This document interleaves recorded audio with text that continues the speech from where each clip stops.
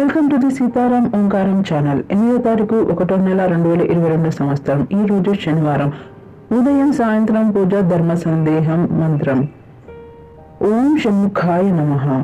కామ క్రోధ లోభ మోహ మద మాచర్యాలను నియంత్రణలో ఉంచడానికి సుబ్రహ్మణ్య స్వామి అనుగ్రహిస్తాడు. హరిషద్వర్గాలను నియంత్రణలో ఉంచడానికి సహకరిస్తాడు. ఈ మంత్రాన్ని చిన్మయ ముద్ర వేసి 108 సార్లు చదవాలి. ఇలా చదవడం ద్వారా షణ్ముఖుని అనుగ్రహం కలుగుతుంది.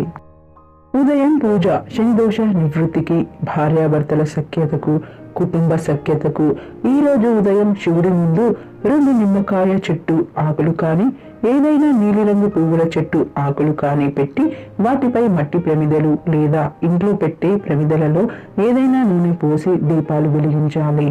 ఆ దీపం వెలుగులో శివుడిని చూసి నీలిరంగు పుష్పాలను వేసి అర్చించాలి.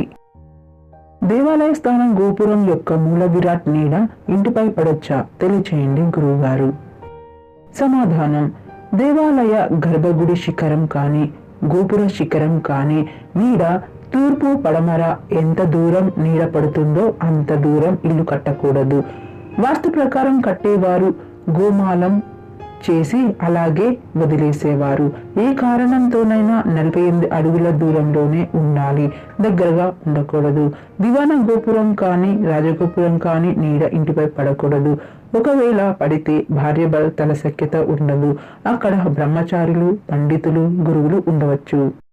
ఆయుక్షేమం.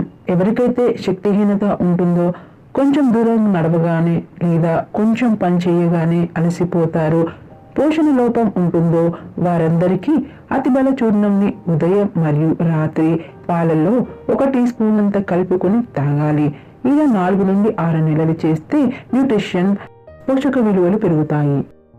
యోగక్షేమం. ఉద్యోగ ప్రాప్తికి, ఉద్యోగంలోని సమస్యల విముక్తికి ఈ రోజు సాయంత్రం ఆంజనేయ స్వామి దేవాలయానికి వెళ్ళి నువ్వుల నూనెతో దీపం వెలిగించి 5 ప్రదక్షిణాలు చేయాలి.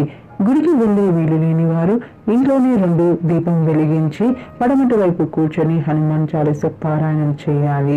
ఆ దీపాల చుట్టూ 5 ప్రదక్షిణాలు చేసి ఆ దీపాలను బయట పెట్టాలి. రేపటి యోగక్షేమ ఒకరోజు ముందుగానే మీరు చూడాలి అనుకుంటే మా ఛానల్ని సబ్స్క్రైబ్ చేసుకోండి.